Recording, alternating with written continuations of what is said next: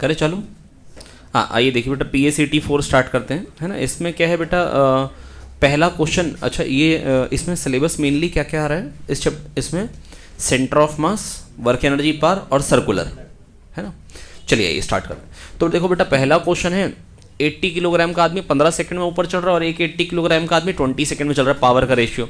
बेटा work done तो बराबर हो गया mgh, work done per unit time को पावर बोलते हैं, work done per unit time को पावर बोलते हैं, है ना। तो वर्क डन तो बराबर हो गया और टाइम जो है एक को 15 सेकंड लग रहे हैं और एक को क्या लग रहा है 20 सेकंड्स। तो वर्क डन अपॉन 15 और अपॉन वर्क डन अपॉन 20, तो 20/15 आ जाएगा 4/3। अरे कह दो समझ में आ गया। अगला क्वेश्चन है कि फोर्स अगर दे रखा है 4xy i cap plus 2x² j cap, तो मेरे हिसाब से एक दिन पहले ही पूछा गया क्वेश्चन है ना। और इसमें तो वाला ऑप्शन भी नहीं था जिसमें आपको मतलब परेशान होना था, 4xy i cap plus 2x² j cap. अब बेटा आपको बस यहाँ पर ऑप्शन देखना था कि किस ऑप्शन से आपको ये मिल जा रहा है, -∂u/∂x fx ये होता है ना। अब ये किसका डिफरेंशियल से ये मिल सकता है ये आपको चेक करना था। अब देखो यहाँ पर ऑप्शन क्या क्या किया मैंने, -2xy -2x² प्लस कांस्टेंट है, छोड़ो पर क्योंकि मतलब उससे मेरे को कोई खास मतलब नहीं है। एक है +2x²। अब बेटे देखो इसका ∂u/∂x क्या आ रहा है बेटा 4xy, है ना, -4xy -∂u/∂x fx, इससे ही बन रहा है। किससे बन रहा है, इससे बन रहा है। अरे कह दो समझ में आ गया, -∂u/∂x fx खाली पहला चेक किया और -∂u/∂y क्या आ जाएगा बेटा 2x², वही आ रहा है। तो fy जो आ रहा है वो किससे, वो भी इससे ही सही आ रहा है, fx भी इससे ही सही आ रहा है, -∂u/∂x fx -∂u/∂y fy। यहाँ पर क्या है बेटा, ये एक रेक्टेंगल था, उसमें से 1/4 पोर्शन काट के फेंक दिया, 1/4 पोर्शन काट के फेंक दिया, ये पोर्शन निकाल दिया। अब सेंटर ऑफ मास कहाँ पे आएगा बेटा, अगर ये होता तो a/2 b/2 पे होता। अब भारी पोर्शन किधर आ रहा है, इधर आ रहा है ना। तो अब ये पक्का है कि आना तो इसी लाइन पे, सिमेट्रिक लाइन यही है। अरे हाँ ना बोले यार। तो बस बेटा मैं ये कहना चाह रहा हूँ कि अब कुछ किधर को आएगा, a/2 से कम पे आएगा, है ना।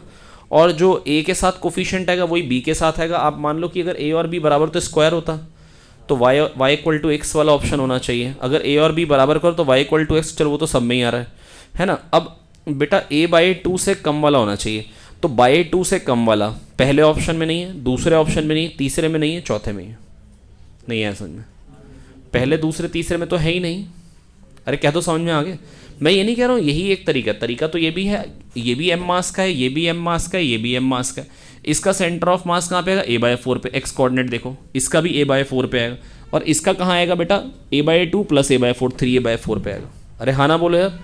तो 2m × a/4, 2m × a/4 plus m × 3a/4 upon 2m + m 3m। तो m को उड़ाइए यहाँ से, सॉरी, तो यहाँ से क्या जाए 2a/4 3a/4 5a/4 upon 3 5a/12। तो x हो जाएगा 5a/12, y भी 5b/12, है ना। और अगले क्वेश्चन में बेटा आपको पता ही है बेटा, सेमी सर्कुलर डिस्क का होता है 4r/3 पाई, आधी रिंग का कहाँ पे होता है बेटा 2r/पाई, है ना। और हॉलो हेमिस्फेयर का कहाँ पे आता है बेटा r/2, और वही वाला ऑप्शन एक सही है, only D option is correct. क्या तो आ गया समझ में यार। नेक्स्ट, इसमें कांस्टेंट फोर्स है, यूनिफॉर्म फोर्स है। यूनिफॉर्म फोर्स का वर्क डन क्या होता है, F.S क्या होता है बेटा, कितने लोगों को ये याद था। ये पेपर के सबसे इंपॉर्टेंट क्वेश्चन में से एक है, ये बहुत ही इंपॉर्टेंट क्वेश्चन है, यूनिफॉर्म फोर्स का वर्क डन। ये बहुत बार पूछी गई चीज़ है बेटा, ये मतलब मेंस में कई बार, अनगिनत बार पूछा गया है क्वेश्चन, है ना। मतलब वो फोटो चेंज हो के क्वेश्चन आता, कभी इलेक्ट्रोस्टैटिक्स में आ जाता है, ज़्यादातर तो मैकेनिक्स में ही रहता है। तो फोर्स F लगा है, F.ds का समेशन अगर करूँगा तो F तो कांस्टेंट हो जाएगा, तो खाली ds वेक्टर का समेशन आ जाएगा जो कि क्या बन जाएगा, s वेक्टर। ये अब F.s क्या आ जाएगा बेटा, F.s से displacement in the direction of force ये वाली आ जाएगी, ये क्या हो जाएगा r/2, तो F × r/2। अरे कह दो समझ में आ गया यार। ये तो कर ही पाए होंगे ना आप लोग, कर पाए थे। F.ds का समेशन, तो F × ये परपेंडिकुलर जो डिस्टेंस फोर्स का जो displacement component in the direction of force वो क्या है, r sin 30 r/2। कह दो आ गया समझ में यार। अगले में पूछा मैक्सिमम इलॉन्गेशन क्या आएगा, a - bx टाइप वाला क्वेश्चन आ गया। हाँ ना बोलो यार, पहचान पाए थे देख के, है ना। जब ये x नीचे जाएगा तो mg तो नीचे को ही रहेगा और kx ऊपर को आ जाएगा, तो नेट फोर्स क्या आ जाएगा प्यारे बच्चों, mg - kx, ये नेट फोर्स आ गया। तो इक्विलिब्रियम पे मतलब जो x आएगा उससे डबल पे रुकेगा, रुकेगा कहाँ पे, डबल पे। याद आ गई बात, है ना। अगला क्वेश्चन, अगले क्वेश्चन में कह रहे हैं 5 मीटर से एक ऑब्जेक्ट गिर रहा है, 5 मीटर से गिरेगा तो वेलोसिटी क्या हो जाएगी, √2gh। इनिशियल वेलोसिटी 0 थी, √2gh। √2gh कितना आ जाएगा, √2 × 10 × 5, 10 आ जाएगा, है ना। और 1 से तो लिफ्ट आ रही है, तो वेलोसिटी ऑफ अप्रोच क्या हो गई, 11। नहीं है समझ में, ये लिफ्ट है ना, लिफ्ट 1 से आ रही है और ये 10 से आ रहा है। तो अब अगर ये 10 से आ रहा है, 1 से वेलोसिटी ऑफ अप्रोच हो गई 11, इलास्टिक कोलिजन हो रहा है, तो टकरा के कितने से ऊपर जाएगा बेटा, वेलोसिटी ऑफ सेपरेशन तो 11 रहेगी। मतलब वेलोसिटी ऑफ सेपरेशन का मतलब velocity with respect to lift तो 11, तो velocity with respect to lift plus velocity of lift, तो 12 हो जाएगी। क्या हो जाएगी, 12। नेक्स्ट इसके बाद कह रहे हैं 3 पार्टिकल हैं, है ना, और तीनों टकरा के क्या होते हैं बेटा, तीनों टकराते हैं, एक रुक जाता है और एक पाथ रिट्रेस कर रहा है वी से। पहले भी मोमेंटम 0 था क्योंकि तीनों मीडियन के अलॉन्ग आ रहे हैं, 120 120 120। सोच सकते हैं ना, अगर mv इधर है, mv इधर है और mv इधर है, तो टोटल मोमेंटम पहले भी क्या है 0, तो बाद में भी 0। कह रहे हैं एक रुक गया और एक रिट्रेस कर गया v स्पीड से, तो दूसरा क्या करेगा, उसके अपोजिट डायरेक्शन में जाएगा, है ना। तो उसकी वेलोसिटी क्या आएगी, अगर एक की v वेक्टर आई तो दूसरे की -v वेक्टर, है ना। लेकिन यहाँ तो स्पीड पूछी, तो स्पीड तो v आएगी, स्पीड तो v आएगी। अरे क्या तो समझ में आ गया यार, संदीप समझ में आ गया। आए संदीप भाग के हैं दोस्त। कह रहे हैं in perfectly in elastic collision, in elastic collision में क्या कंजर्व होता है बेटा, इन इलास्टिक कोलिजन में कंजर्व नहीं यहाँ पर पूछा है, इन इलास्टिक कोलिजन में relative velocities of the bodies जो होती हैं बेटा, वो बिफोर इम्पैक्ट 0 होती हैं और आफ्टर इम्पैक्ट 0 होती हैं, आफ्टर इम्पैक्ट 0 होती है। क्या 0 होती है, आफ्टर इम्पैक्ट 0 होती हैं। पिछली बार से नंबर ज़्यादा है कम है, कम है, कितने हैं, 580। पिछली बार कितना है, 611। अच्छा मिट गया। तो बेटा कह रहे हैं in perfectly in elastic collision, perfectly in elastic collision है ना। तो वेलोसिटी ऑफ सेपरेशन क्या होगी बेटा, आफ्टर इम्पैक्ट 0, क्योंकि आफ्टर इम्पैक्ट क्या होता है, दोनों की दोनों बॉडीज चिपक जाती है ना। तो दोनों की दोनों बॉडीज जो होती हैं बेटा, वो क्या होती हैं, चिपक नहीं जाती हैं, वो खाली कॉन्टैक्ट में रह जाती हैं, है ना। अगर आपने एक को पीछे से पकड़ ली, दूसरी वैसे ही चलती चलेगी, चिपक नहीं जाती। अरे हाँ ना बोले यार, समझ में आगे नहीं आ गया। चिपकना वर्ड अलग है ना, चिपकने का मतलब साथ साथ चल रही, बस इतना हम कह सकते हैं ना। और वो भी हेड ऑन में, और वो भी हेड ऑन में, वेलोसिटी ऑफ सेपरेशन 0। अगर यही ऑब्लिक हो, मान लो ये जाके टकरा रहा है इससे और ये रेस्ट पे, तो बेटा टकराने के बाद क्या होगा, जो इधर वाली वेलोसिटी वो तो वही रहेगी, है ना, और इधर दोनों बराबर से चलने लग जाएंगे। ये हो गया परफेक्टली इनइलास्टिक कोलिजन। तो परफेक्टली इनइलास्टिक का मतलब ये जरूरी नहीं कि चिपक के चलेंगे, परफेक्टली इनइलास्टिक का मतलब है साथ साथ चलेंगी। कब, जब हेड ऑन है। ऑब्लिक में तो ये ऐसे निकल जाएगा, ये ऐसे। क्या दो आगे समझ में आ रहा है ना। तो अपने मन में ये कॉन्सेप्ट नहीं चिपकाएंगे कि परफेक्टली इनइलास्टिक कोलिजन होगा, यहाँ पे हेड ऑन वर्ड मेंशन्ड है। ये हेड ऑन वर्ड अगर नहीं भी होता तो भी, अगर ये हेड ऑन वर्ड ना होता तो आप में से बहुत सारों का ये वाला क्वेश्चन गलत होता, बहुत सारों का ये क्वेश्चन गलत होता। आफ्टर इम्पैक्ट आप लोग बोलते 0, है ना। तो ये बेटा मतलब बड़ी माइनर सी बात थी, है ना, तो वो आपको समझना होगा।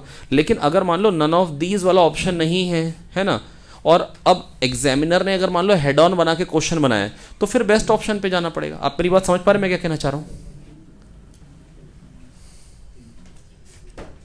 नेक्स्ट इसके बाद बेटा अगला क्वेश्चन क्या है, अगला क्वेश्चन है कह रहे हैं परफेक्टली इलास्टिक कोलिजन हो रहा है, एक की वेलोसिटी 3 और एक की -5। तो टकराने के बाद क्या होती है बेटा, सेम मास के अगर ऑब्जेक्ट होते तो वेलोसिटी क्या होती है बेटा, इंटरचेंज हो जाती है, -5 and 3 हो जाएंगी, -5 and 3 हो जाएंगी, है ना। Quantities which remain constant in a collision, बेटा कोलिजन में कौन सी क्वांटिटी कांस्टेंट रहती है बेटा, मोमेंटम। क्या काइनेटिक एनर्जी कांस्टेंट रहती है, नहीं, है ना। क्या पोटेंशियल एनर्जी कांस्टेंट रहती है, नहीं, है ना। क्या टेम्परेचर कांस्टेंट रहता, नहीं। खाली और खाली क्या चीज़ होती है बेटा, मोमेंटम। क्या चीज़ होती है बेटा, मोमेंटम।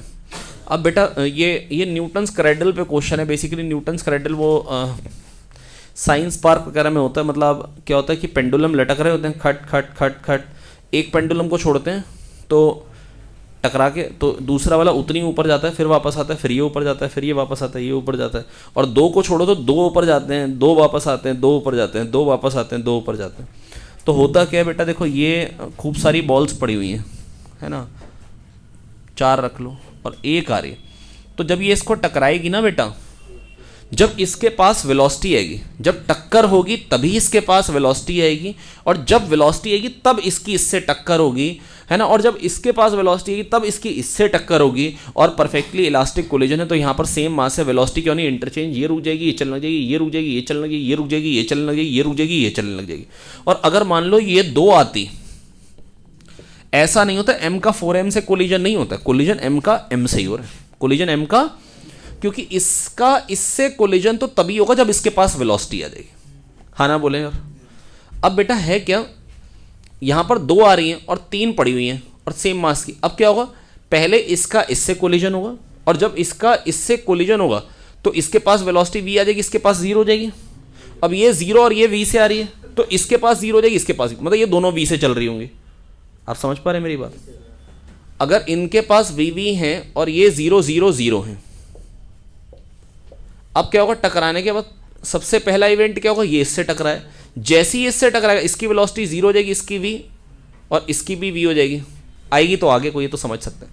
उसके बाद क्या होगा, जैसे ही ये रुका इसका इससे कोलिजन हो जाएगा, क्योंकि अब जब जैसी रिलेटिव वेलोसिटी आएगी, जब एक दूसरे से तेज चल रहा होगा तभी तो कोलिजन होगा, तो क्या हो जाएगा, फिर ये रुक जाएगा और इसके पास वेलोसिटी v आ जाएगी, है ना। अब बस यही होता चला जाएगा। इसके बाद फिर क्या होगा, ये इसके पास, अब इन दोनों के बीच में तो रिलेटिव वेलोसिटी है नहीं, यहाँ तो कोलिजन कब होगा, जब बीच में रिलेटिव वेलोसिटी होगी, इसका इससे कोलिजन हो जाएगा, इसके पास v हो जाएगी, इसके पास जीरो, है ना, फिर जीरो v से ये v बन जाएंगी, है ना, फिर इसका इससे कोलिजन होगा, इसके पास v आ जाएगी, इसके पास जीरो, फिर v जीरो से इसके पास भी v, फिर इनका कोलिजन तो होगा नहीं, ये साथ साथ चले जाएंगे, ये साथ साथ चली जाएंगे।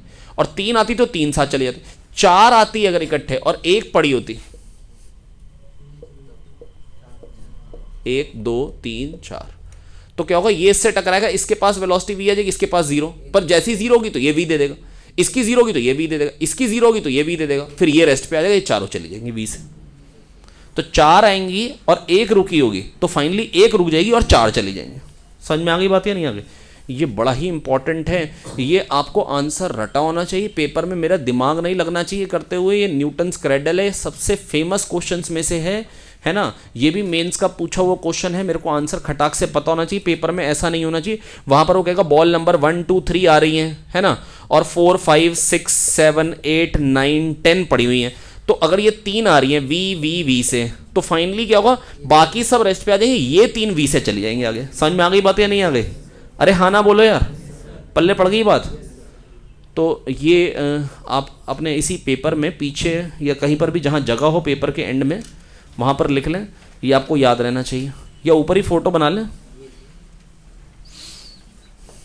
अगर पांच बॉल, मतलब समझ में आ गया ना, ये फोटो बना लें, तीन आ रही है वी से, और टकराने के बाद क्या होगा, ये तीन वी से निकल जाएंगी और बाकी सब रुक जाएंगे।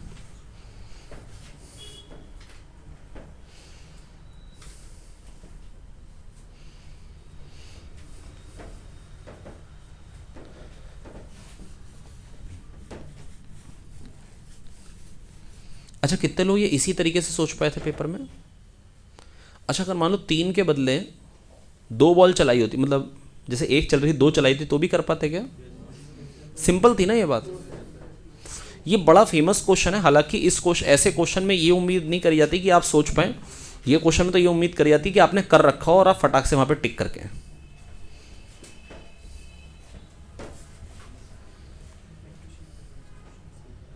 आगे नेक्स्ट कह रहे हैं 2 मीटर की चेन है जिसका मास कितना है 4 किलोग्राम, उसमें से लटक कितनी है 60 सेंटीमीटर। बेटा 2 मीटर का मास है 4 किलोग्राम, तो 1 मीटर का क्या हो जाएगा 2 किलोग्राम, 60 सेंटीमीटर का क्या हो जाएगा 1 मीटर का 2 किलोग्राम, 0.6 का 1.2 किलोग्राम, तो 1.2 kg लटक रहा है। कितना लटक रहा है? जिसका सेंटर ऑफ मास कहाँ पे? 0.3 पे।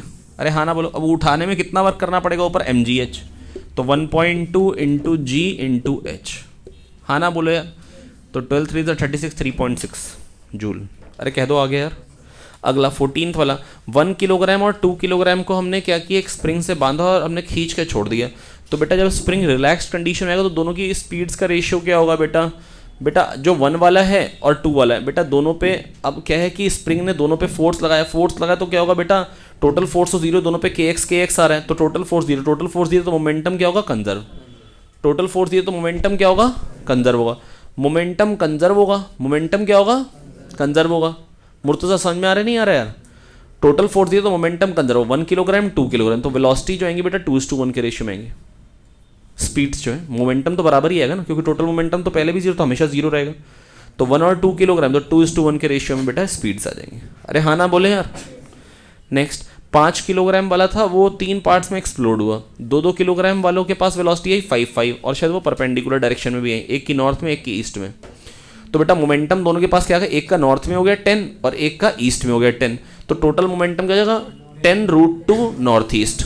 तो तीसरे वाले के पास जो मोमेंटम आएगा वो क्या 10√2 साउथ वेस्ट, बिल्कुल अपोजिट है, तभी टोटल मोमेंटम जीरो रहेगा, तभी टोटल मोमेंटम जीरो रहेगा। अरे बोल दो समझ में आ गया यार। अगला 16 क्वेश्चन कह रहे हैं बॉम्ब जो है 12 किलोग्राम का वो एक्सप्लोड हुआ 2 पीसेज में 1:3 के रेशियो में है, और काइनेटिक एनर्जी जो स्मॉलर पीस की वो दे रखी लार्जर पीस का मोमेंटम। बेटा अगर 1:3 में एक्सप्लोड हुआ 12 किलोग्राम, 1:3 का मतलब क्या होगा 3 किलोग्राम और 9 किलोग्राम, ये हो गया 1:3 का रेशियो, और टोटल मास तो 12 है, और टोटल मास तो 12 है। अब कह रहे हैं काइनेटिक एनर्जी जो छोटे पीस की वो दे रखी है, मोमेंटम बड़े पीस का, दोनों का बराबर ही होगा, है ना। अब मोमेंटम p²/2m भी काइनेटिक एनर्जी बोल सकते हैं, नहीं बोल सकते हैं, बिल्कुल बोल सकते हैं। और काइनेटिक एनर्जी क्या दे रखी है 216 हो गया 6³ और ये 2 3 6 बन जाएगा 6 की पावर 4, तो p² आ जाएगा 6 की पावर 4, p क्या आ जाएगा 6² दैट इज 36। नेक्स्ट एक बार और बता बेटा, देखो क्या है कि ना दोनों मास जो है वो फूटे, हाँ बता रहे हैं 3 किलोग्राम 6 किलो दोनों का मोमेंटम तो बराबर ही होगा, ये तो पक्की बात है। अब बेटा इसका मोमेंटम पूछो, इसका तो वो तो बेकार की बात है, क्योंकि पहले बॉम्ब रेस्ट पे था, फूटा है, तो मोमेंटम दोनों का बराबर होगा। p²/2m होती है काइनेटिक एनर्जी, काइनेटिक एनर्जी देखिए 216 का 6³, ये 6³ है और ये 2 × 3 6 हो गया, तो ये 6 की पावर 4 बन जाएगा, p² हो गया 6 की पावर 4, तो p हो जाएगा 6²। नेक्स्ट अगले में कह रहे हैं ट्रॉली जा रही है 27 किलोमीटर/आवर से, उसमें 25 किलोमीटर का सैंड बैग है, 25 किलोग्राम का सैंड बैग है, और वो नीचे से लीक कर रही है, नीचे होल है।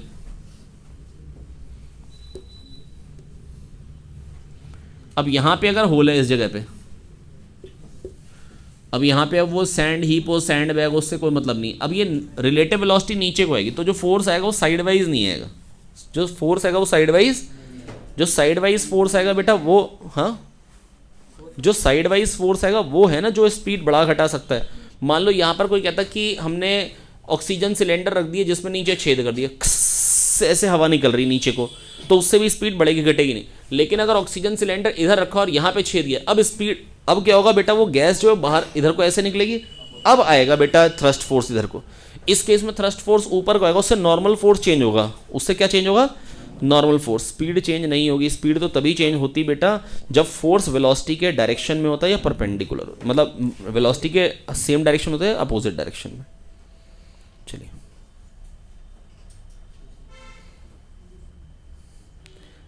18th वाले में कह रहे हैं 9 किलोग्राम वाला जो कह रहे हैं body of mass 9 kilogram at rest लिखा होना चाहिए था, एक्सप्लोड्स इनटू 2 पीसेस, लेकिन इतना बहुत गलतियां आ जाती हैं तो तैयार रहना होता है। 3 और 6 किलोग्राम वाले पीसेस में गए, 3 किलोग्राम वाले की वेलोसिटी दे रखी 16 है, तो 6 किलोग्राम वाले की मोमेंटम क्या होगी, मोमेंटम तो दोनों का बराबर ही होगा 48। अरे कह दो आ गया, क्योंकि अगर एक बॉम्ब 2 पार्ट में टूट रहा है और इनिशियली रेस्ट पे मोमेंटम 0 था, 0 रहेगा, तो जितना एक का मोमेंटम होगा उतना ही दूसरे का मोमेंटम का मैग्नीट्यूड होगा, बस अपोजिट डायरेक्शन में होगा। बोलो आया, क्योंकि टोटल मोमेंटम तो कंजर्व होना चाहिए, टोटल मोमेंटम तो, अरे कह दो आ गया समझ में।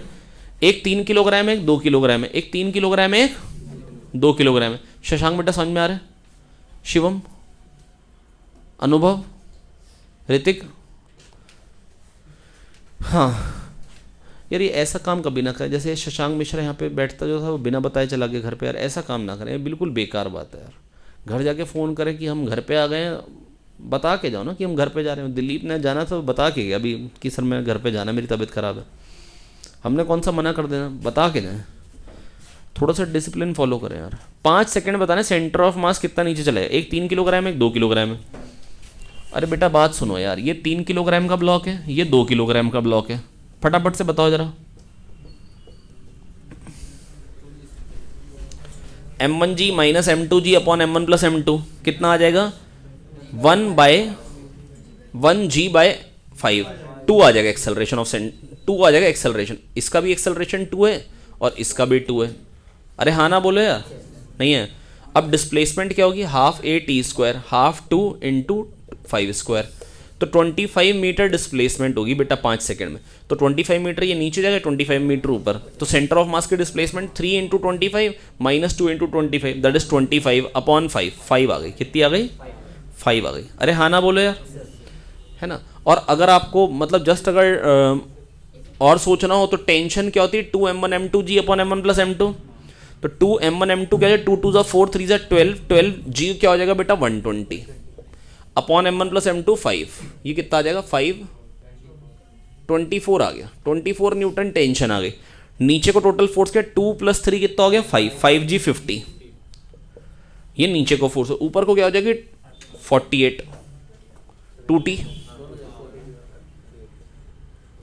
48, ये तो हो गया टोटल फोर्स। टोटल फोर्स बराबर total mass into acceleration of centre of mass. यहां से acceleration of centre of mass आ गया 2/5, कितना आ गया, इनिशियली दोनों रुके हुए थे, तो हाफ ए टी स्क्वायर से निकालो, हाफ 2/5 इंटू 5 स्क्वायर, 5 आ जाएगा। Total force equals to total mass into acceleration of centre of mass. Total force कैसे निकालेंगे, पहले आप टेंशन निकाल लीजिए, 2m1 m2 g upon m1 plus m2, 2m1 m2 g upon m1 plus m2 से tension निकाल लीजिए, फिर m1 plus m2 g minus 2t बराबर m1 प्लस m2 इंटू ए सी, क्या दो आ गया, टोटल फोर्स बराबर total mass into acceleration of centre of मास। अरे हाँ ना बोले यार। अब इस क्वेश्चन में आप कह देंगे कि क्या फायदा हो मेरे को बताने का, इस क्वेश्चन में फायदा नहीं हो लेकिन फायदा हो सकता है ये बात जानने का। अच्छा अगर मान लो ये लिफ्ट में अगर ए एक्सेलरेशन से ऊपर जाता तो टेंशन क्या हो जाती बेटा, 2m1 m2 g प्लस ए अपॉन m1 प्लस m, तो g इफेक्टिव आ जाता है। और अगर a से नीचे जा रहा हो तो g के बदले क्या है g माइनस ए, और a से साइड वाइज जा रहा होगा तो क्या आ जाएगा, g effective under root of g square plus a square, तो 2m1 m2 g effective upon m1 plus m2 हो जाता है। अगर लिफ्ट चल रही होगी एक्सेलरेशन से तो 2m1 m2 upon m1 plus m2 into g effective आ जाएगा। और g इफेक्टिव क्या होगा, अगर a से ऊपर जा रही तो g प्लस ए से नीचे जा रही तो g माइनस ए, और a से साइड वाइज जा रही तो under root g square plus a square. और अगर लिफ्ट ऐसे साइड वाइज जा रही तो इक्विलिब्रियम पोजीशन इधर हो जाती है, tan theta equal to a/g पे। और ऐसी कंडीशन में अगर कोई कहेगा बताओ मिनिमम वेलोसिटी कितनी दे ताकि कंप्लीट सर्कुलर मोशन हो जाए, तो यहां से minimum velocity under root 5r g effective देनी पड़ेगी कंप्लीट वर्टिकल सर्कुलर मोशन के लिए। अब इक्विलिब्रियम पोजीशन ये है, और यहां से अगर वेलोसिटी देंगे तो under root 5r g effective. अब हमको यहां तक पहुंचाना है, जो पहले हम कहते थे यहां तक पहुंचाना है। अब बेटा जो g इफेक्टिव है वो इधर को है, अब मेरे को यहां तक पहुंचाना है, यहां तक पहुंच गया तो वापस तो आ ही जाएगा अगर थ्रेड है तो। अगर 2m1 m2 g upon m1 plus m2 से मैंने क्या निकाली, टेंशन निकाली, जो इसमें टेंशन होगी वो इसमें टेंशन होगी। m1 प्लस m2 g नीचे को आया, t 2t ऊपर को आया, तो टोटल फोर्स क्या जाएगा, m1 plus m2 g minus 2t बराबर m1 प्लस m2 इंटू ए सी। टोटल फोर्स बराबर total mass into acceleration of centre of मास। अरे हाँ ना बोलो भाई, नहीं समझ में आया क्या यार, समझ में आ रहा है, नहीं है समझ में आ रहा है। मोहित आपके कितने मार्क्स हैं बेटा, हाँ 82, टोटल कितने हैं 436, इंप्रूवमेंट कम आ रहा है दोस्त यार।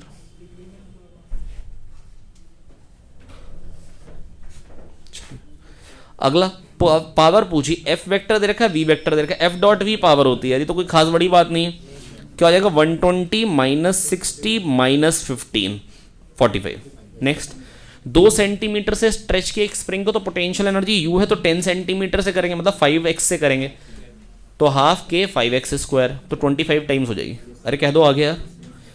यहाँ पर कह रहे हैं दो पोजीशन वेक्टर देख के 1 किलोग्राम के और 3 किलोग्राम के, R1 R2, तो बेटा कह रहे हैं सेंटर ऑफ मास का m1 R1 plus m2 R2 upon m1 plus m2।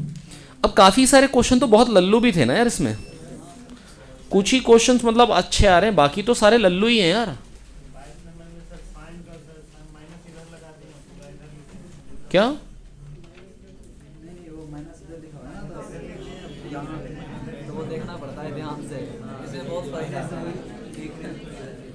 अच्छा, -2i कैप का माइनस ऊपर है, सही कर। कितने लोगों ने देख लिया था माइनस,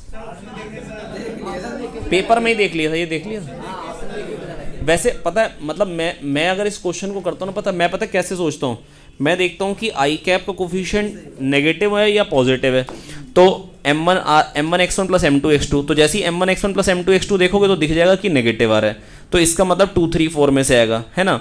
और उसके बाद बेटा जैसे जे कैप का कोफिशिएंट देख ली, तो जे कैप का कोफिशिएंट क्या दिख रहा है कि भैया ये भी 1 इंटू 3 और 3 इंटू 3, ये तो पॉजिटिव आ रहा है, तो इसका मतलब 3 4 में से आ गए। फिर अगला के कैप कोफिशिएंट 1 इंटू 4 और 3 इंटू -4, है ना, ये नेगेटिव आ गया, तो इसलिए फोर्थ ऑप्शन आ गया। पूरा सॉल्व नहीं करना पड़ेगा, आप m1x1 प्लस m2x2 जोड़ते जाइए, साइन से ही खाली पता लगा लेंगे, पूरा आंसर निकालने की जरूरत नहीं, ओरली हो जाएगा। आप समझ पाए मैंने कैसे बताया या नहीं समझ पाए? m1x1 करेंगे, देखो x1 x2 तो सेम दे रखे हैं, तो m1x1 प्लस m2x2 नेगेटिव आ रहा है, तो x कोऑर्डिनेट तो नेगेटिव आएगा, तो इसका मतलब 2 3 4 ऑप्शन हो गए। फिर y कोऑर्डिनेट 3 है और दोनों के 3 3 पॉजिटिव हैं, तो बेटा y कोऑर्डिनेट तो पॉजिटिव आएगा, इसका मतलब 3 4 में से हो गया। अब z कोऑर्डिनेट के एक का पॉजिटिव एक का नेगेटिव, भारी वाले का नेगेटिव, तो z कोऑर्डिनेट क्या आएगा? नेगेटिव आएगा, इसलिए फोर्थ ऑप्शन सही हो गया। नेक्स्ट, अच्छा कितने लोगों ने इतना ही किया था पेपर में भी? कितने लोगों ने पूरा निकाला था answer?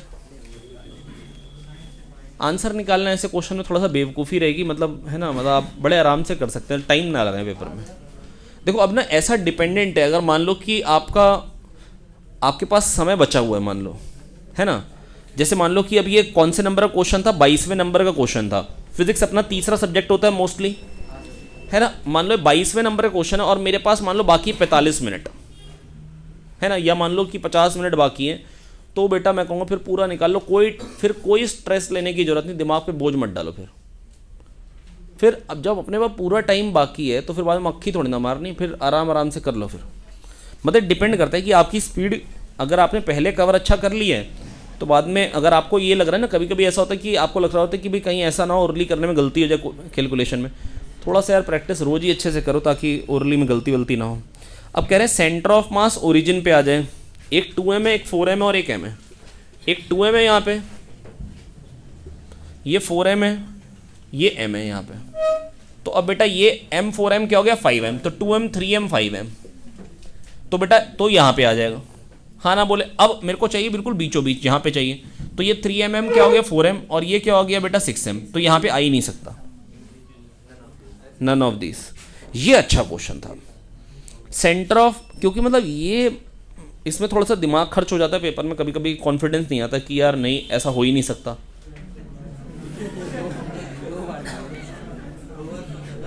Centre of mass of a body में लाई विद इन और आउटसाइड द बॉडी, ये तो अपनी शीट का क्वेश्चन है यार। वैसे अगर आप ना बहुत ध्यान से देखेंगे, जो लोग फिजिक्स में 100 नंबर नहीं पाए हैं, तो मैं आपको ये कह सकता हूं कि 25 क्वेश्चन तो हद से ज्यादा घटिया क्वेश्चन थे इसमें। छूट गया तो बेटा अपनी प्रैक्टिस थोड़ी सी ऐसी करें कि मतलब छूटने वाली कंडीशन ना आए, ठीक है। बड़े आगे, a fighter plane is pulling out of a dive at a speed of 900 kilometre per hour, 5/18 से मल्टीप्लाई कर दी 250 मीटर पर सेकेंड हो जाएगी। नहीं आया समझ में? 18 5 90, 50 इंटू 5 250 आ गई। अब कह रहे हैं वर्टिकल सर्कल में जा रहे हैं और जो रेडियस है वो 2000 है, कह रहे हैं मास उसका दे रखा है और कह रहे हैं find the force exerted by the air on it at the lowest point.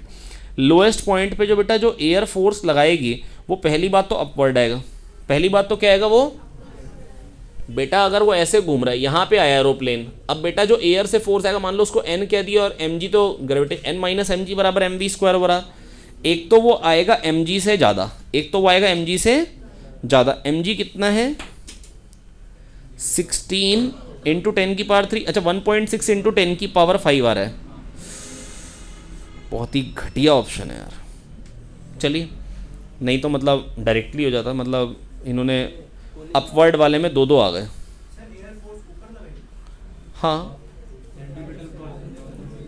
अरे भाई, अगर ये एरोप्लेन जा रहा है, अब उसको ऊपर जाना है, mg नीचे लग रहा है, तो वो एयर से तो फोर्स ऊपर आएगा, तभी तो ऐसे मुड़ेगा भाई, टोटल फोर्स तो सेंटर की तरफ को आएगा ना, तो n माइनस mg बराबर mv² बराबर। क्या मेरे को सॉल्व करना है या नहीं करना है? क्योंकि v भी पता है, r भी पता है, अब यार ये ऐड करना थोड़ा ना सिखाना है मेरे को। अगला अब कह रहे हैं रॉड है, ये क्या कह रहे हैं? रॉड है ये, ध्यान से देखिए, लाइट रॉड थी और यहाँ पर ये इस पोजीशन में है। कह रहे हैं बताइए कि क्या स्पीड दे ताकि कंप्लीट वर्टिकल सर्कुलर मोशन हो जाए। देखो यहाँ से √4gl होती तो यहाँ से √2gl। अरे कह दो आगे यार, इतना सोच पाओगे? नहीं सोच पाओगे। यहाँ के वेलोसिटी 0 करनी है ना यार, तो half M under root 2gl², तो mgl हो गई। और बेटा बेसिकली एल ही तो ऊपर पहुंचाना है, अगर एल ऊपर पहुंचाना है तो अंडर रूट 2gl देनी पड़ेगी, एच ऊपर पहुंचाना तो अंडर रूट 2gh देनी पड़ती। कह दो आगे, एच से नीचे आता तो अंडर रूट 2gh होती है, एच ऊपर पहुंचाना तो अंडर रूट 2gh देनी पड़ती है। अब यहाँ एल ऊपर पहुंचाना तो अंडर रूट 2gl देनी पड़ेगी। अरे कह दो आगे यार। नेक्स्ट, अगर एच से मैंने ड्रॉप किया, एच हाइट से मैंने ड्रॉप किया, तो कितनी वेलोसिटी से यहाँ पे पहुंचेगा? अंडर रूट 2gh से। अंडर रूट 2gh दोगे तो एच हाइट ऊपर पहुंच जाएगा। यहां पर बेटा मेरे को एल हाइट ऊपर पहुंचाना है ना, इस जगह से इस जगह पहुंचाना है ना यार। रॉड है, स्लैक होने का तो मतलब ही नहीं है, यहां से यहां पहुंचाना है। जैसे यहां पे आगे वेलोसिटी 0 है, तो यहां पे वेलोसिटी क्या देनी पड़ेगी बेटा? आप ये कह लो यहां पे 0 है, तो यहां पे आके क्या हो जाएगी? एल नीचे आके अंडर रूट 2gl, खत्म। नहीं आया क्या? आओ यार फटाफट से यार। 27th में कह रहे हैं रेडियस 1 है, acceleration of the particle when its velocity is vertical, और हमने वेलोसिटी दी है such that it just completes the vertical circular motion. Just complete कर रहा है वर्टिकल सर्कुलर मोशन। अब बेटा देखो मेरी बात सुनो बहुत ध्यान से, अगर vertical circular motion just complete कर तो यहां पे वेलोसिटी क्या हो गई? Under root 5rg। कितनी हो गई? Under root 5rg। तो यहां पे क्या हो जाएगी? Under root 3rg। क्या इतनी बात सोच पाओगे? नहीं सोच पाओगे? अरे हाँ ना तो बोल दो यार, हाँ ना बोले यार।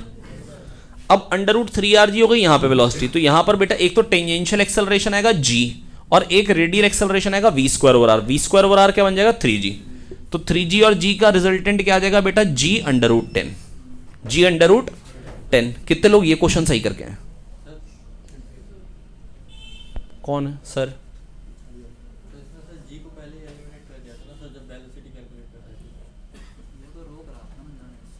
जी को एलिमिनेट कर दिया? 3rg जब कैलकुलेट किया था अंडर रूट 3rg या अंडर रूट 5rg, तो mg का कंपोनेंट लिया था। अंडर रूट 5rg से आपने mg का कंपोनेंट लिया था, मतलब आपने ग्रेविटी का वर्क लिया था यहाँ से यहाँ जाने में। हाँ लिया था। फिर तो जब यहाँ जब पहुँचेगा तो आप कह रहे हो अब जी दोबारा क्यों ले रहे हो? अरे बेटा वो वर्क किया था, यहाँ पे एक्सेलरेशन बताना है। mg अगर नीचे को लग रहा है तो टेंजेंशियल एक्सेलरेशन तो आएगा ही ना। एक टेंशन फोर्स और एक mg है, तो mg के कारण टेंजेंशियल एक्सेलरेशन तो आएगा ही ना यार। ऐसा थोड़ी ना कि उसने वर्क कर लिया तो अब वो कुछ नहीं करेगा। यहां से यहां आने में उस प्रोसेस में उसने वर्क किया, यहां पर वो एक्सेलरेट तो कर ही रहा होगा ना फोर्स।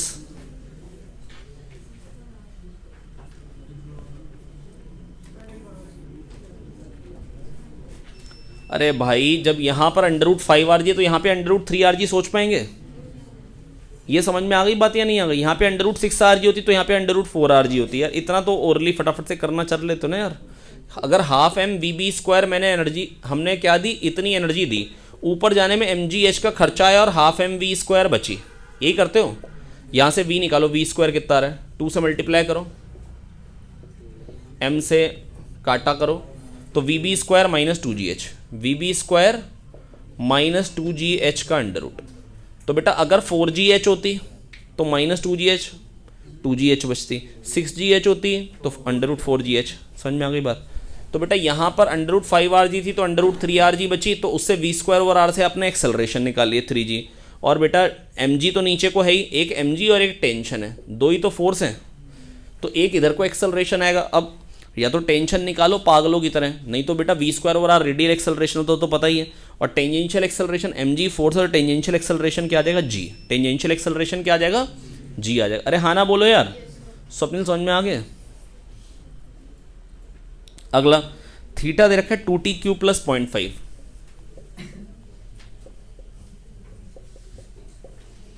तो यहां से एंगुलर वेलोसिटी क्या आ जाएगी बेटा? 6t²। क्या आ जाएगी? पूछा क्या है? एंगुलर वेलोसिटी है t = 2 सेकेंड। 2 सेकेंड पे 6 4 24। बहुत ही बेकार क्वेश्चन है यार। अगला question 29th, a ball of mass 0.25 kilogram attached to the end of a string of length 1.96 meter is moving in a horizontal circle on a floor। ठीक है, एक फ्लोर पे घूम रही है। String breaks if tension is more. अच्छा ये एक फ्लोर पे घूम रही है ना, तो कह रहे हैं बताओ कि भाई टेंशन इससे ज़्यादा होगी तो टूट जाएगी, तो मैक्सिमम स्पीड बताओ। तो टेंशन क्या हो गई? 25। इसके लिए स्पीड क्या देगी? mv²/r। मास हो गया 1/4 किलोग्राम, v²/r। v²/r r कितना? 1.96। 1.96 इंटू 100 196, 196 किसका स्क्वायर होता है 14 का। नेक्स्ट अगला क्वेश्चन फिर सेम ही था, कह रहे हैं string breaks if its tension exceeds 10 newtons. ठीक है, a stone of mass 250 gram 1/4 kilogram और कितने लेंथ के स्ट्रिंग से टाइड है 10 सेंटीमीटर से। तो कहने बताओ मैक्सिमम एंगुलर वेलोसिटी। बेटा जब एकर ऐसे घूम रहा होता था ना हॉरिजॉन्टल सर्कल में कोनिकल पेंडुलम, है ना, तो बेटा टी इधर को आएगा, टी कॉस थीटा ऊपर को, टी साइन थीटा इधर को, तो टी साइन थीटा सेंटर की तरफ को फोर्स आ गया, सेंटर की तरफ को फोर्स क्या आ गया टी साइन थीटा, कितना आ गया बराबर M omega square R, R क्या हो जाएगा L sine theta, sine theta cut जाएगा तो टी बराबर M omega square L. Next T पता है, अब कर लोगे ना इसके बाद तो यार। अच्छा यूनिफॉर्म सर्कुलर मोशन में तो एवरेज एक्सेलरेशन बताना है एक कंप्लीट सर्कुलर मोशन में कितना आएगा, बताओ जरा कितना आएगा 0, क्योंकि जो स्पीड है जो वेलोसिटी अभी है एक चक्कर मार के तो भी वही वेलोसिटी, और total change in velocity upon total time होता है एवरेज एक्सेलरेशन। एवरेज एक्सेलरेशन क्या होता है total change in velocity upon total time, और एवरेज स्पीड क्या होती है total distance upon total time, average velocity क्या होती है total displacement upon total time. तो टोटल चेंज इन वेलोसिटी क्या गई यहीं से यहीं पे आ गई, तो टोटल चेंज इन वेलोसिटी क्या आ गई बेटा 0। कितने नंबर है इस बार, और टोटल 648। चलिए the force required to keep a body in uniform circular motion, उसको क्या बोलते हैं सेंट्रीपिटल फोर्स। यार बहुत ही बकवास क्वेश्चन है। नेक्स्ट आपको पूछ रखा है एक्सेलरेशन कितना होगा अगर पार्टिकल का रेडियस इतना है और उसकी एंगुलर स्पीड दे रखी है आपको 2 रेवोल्यूशन पर सेकेंड। अगर 1 सेकेंड में 2 रेवोल्यूशन हो तो एंगल कितना घूमेगा 4 पाई, तो ओमेगा स्क्वायर आर 4 पाई का स्क्वायर इंटू आर, आर कितना दे रखा है बेटा 1/4 हो जाएगा, तो 4 पाई स्क्वायर आ जाएगा। नेक्स्ट कह रहे हैं वेक्टर को क्या क्या वेक्टर ऐड करें ताकि मेरे को यूनिट वेक्टर मिले एक्स एक्सिस के लॉन्ग, इन दोनों में। यार ये मतलब इसमें तो वही तो बहुत ही बेकार है, तो के कैप को तो उड़ाना ही है, तो -7 के कैप +2 के कैप, तो हमको क्या चाहिए +5 के कैप, -5 जे कैप +6 जे कैप, तो मेरे को क्या चाहिए ये प्लस जे कैप माइनस जे कैप, तो माइनस जे कैप +5 के कैप वाले कितने ऑप्शन है एक, ये खत्म बात। फिर एक्स में अब पता ही है कि भाई आई cap 3i cap 4i cap है तो -3i कैप, नहीं तो आप कर लो 3 वेक्टर, तीसरा वेक्टर कुछ भी मान लो एक्स वेक्टर और टोटल करके आई कैप कर दो। Next a body of mass 5 kilogram is moving with a momentum of 10 kilogram metre per second, a force of 0.2 newton acts in the direction of motion. अगर in the direction of motion अगर force है तो momentum क्या होगा increase होगा। 1 second में जो momentum में चेंज आता है उसको हम बोलते हैं फोर्स 0.2, तो 10 सेकंड्स में क्या है 0.2 into 10 that is 2। Next kinetic energy अगर डबल हो गई तो मोमेंटम कितना हुआ होगा बेटा एक बॉडी का √2 टाइम्स p²/2m काइनेटिक एनर्जी होती है।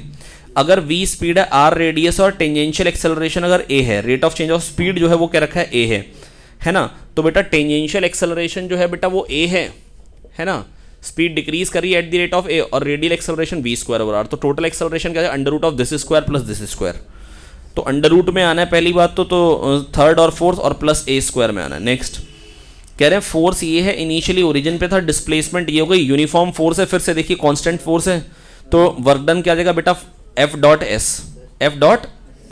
5 2 10 10 -3 7।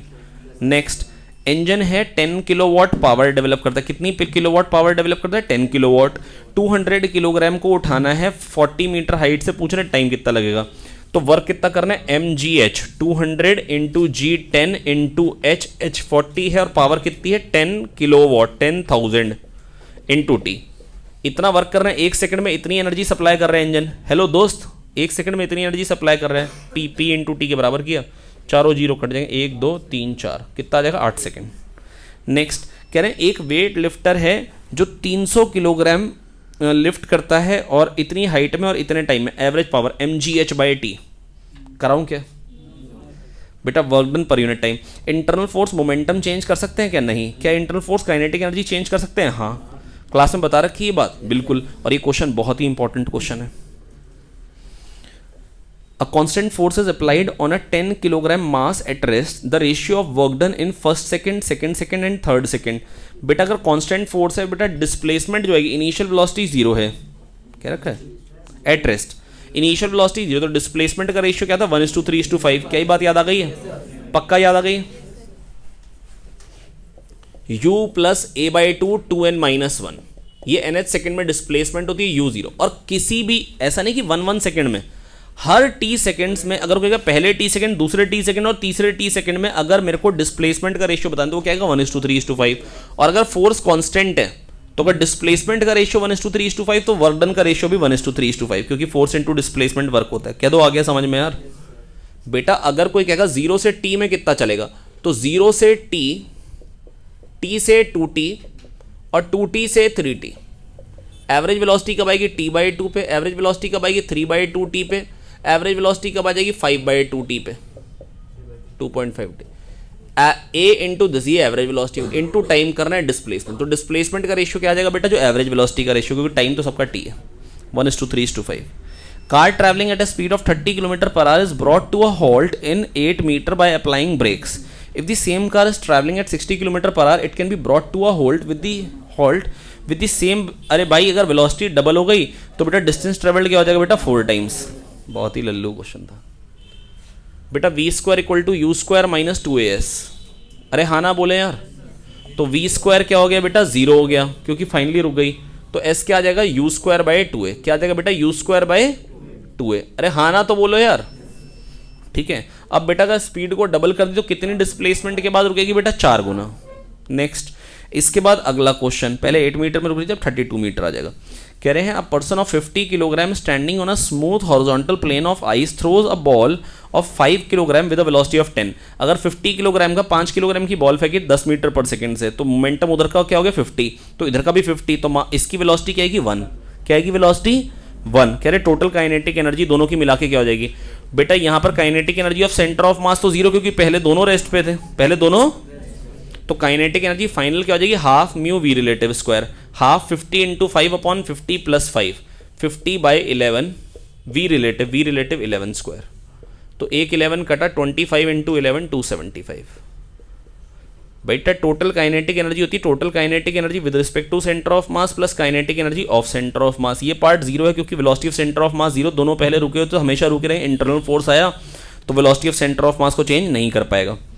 तो यही आएगी खाली half mu v relative square, half m1 m2 upon m1 + m2 into V relative square. और v रिलेटिव क्या था बेटा यहाँ पे 11।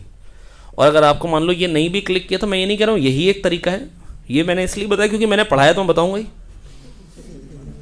है ना। हाफ 50 × 1 स्क्वायर, मैं खाली आपको ये बताना चाहता था कि हाँ ऐसे भी सोच सकते हैं।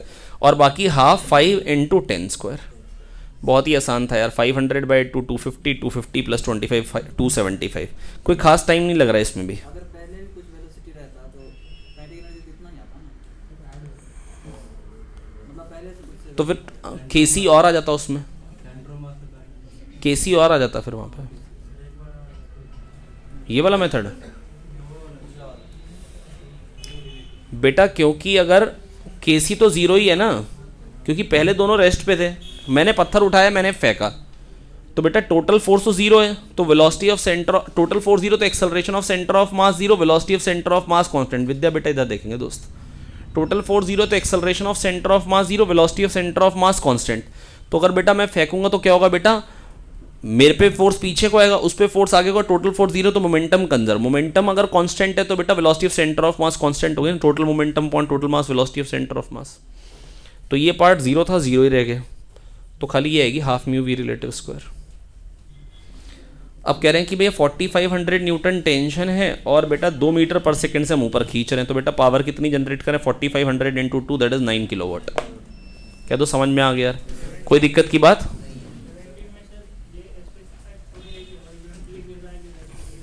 देखो जरा कार्ट में नीचे छेद है, क्या रखा है 17th में, ये कह रहे हैं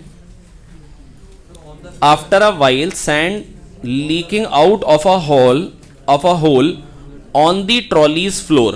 ट्रॉली के फ्लोर पे होल है बेटा जिससे लीक कर रही है, ट्रॉली के फ्लोर पे होल है जहां से लीक कर रही है, यहां से लीक कर रही है। तो बेटा रिलेटिव वेलोसिटी जो भी आएगी वो इधर को आएगी, रिलेटिव वेलोसिटी से अपोजिट डायरेक्शन में फोर्स आ जाएगा। तो बेटा वो मतलब वेलोसिटी के पैरेलल या एंटी पैरेलल नहीं आ रहे। हो गया? और कुछ?